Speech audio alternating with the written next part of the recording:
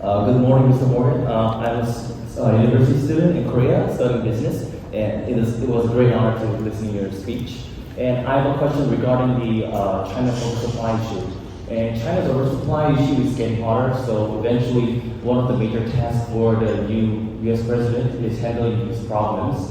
And of course, this will be a big issue to Korea as well. And there always have been a negative and direct impact on the Korean steel industry because of the safeguard rules and the Section 232. Because not like Section 301, it targets not only China but also all the countries. So my question is, what should we, especially the Korean steel industry, should be prepared for this forecasted and or unforecasted situations? Very good question. I mean, under W. Bush administration, you had to deal with this too, I did. As part of my interview process, they asked me the tough question of what is it that we have done that you disagree with? And I said it was the steel tariffs under President Bush. And President Trump obviously has steel tariffs as well.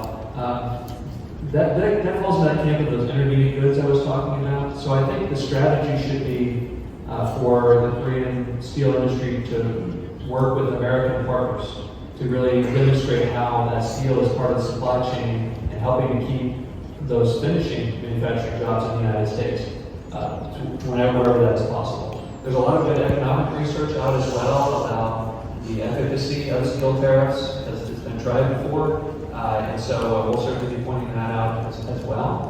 That's what I talk about, a smart trade policy and a bad trade policy. A bad trade policy is sacrificing your own supply chains from friendly nations. And particularly intermediate goods, but also finished goods, because we each need to be stronger. One of the things we're doing, which is a big change for us, because I would say 20 years ago our philosophy would have been, if they want to sell us artificially cheap stuff, great, we'd be happy to take it.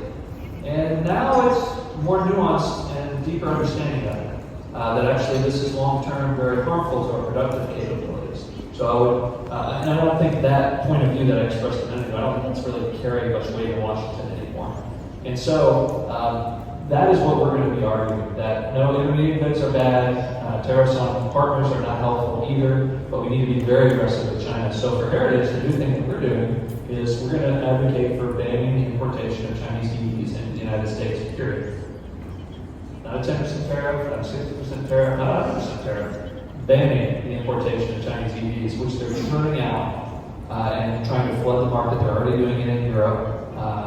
They may try to do it here, maybe they are. But the United States, they're going to try to do that through Mexico, and I think the Trump administration would look at that very carefully and probably stop that before it begins. Of course, it's a lot harder to turn it around if you don't get it.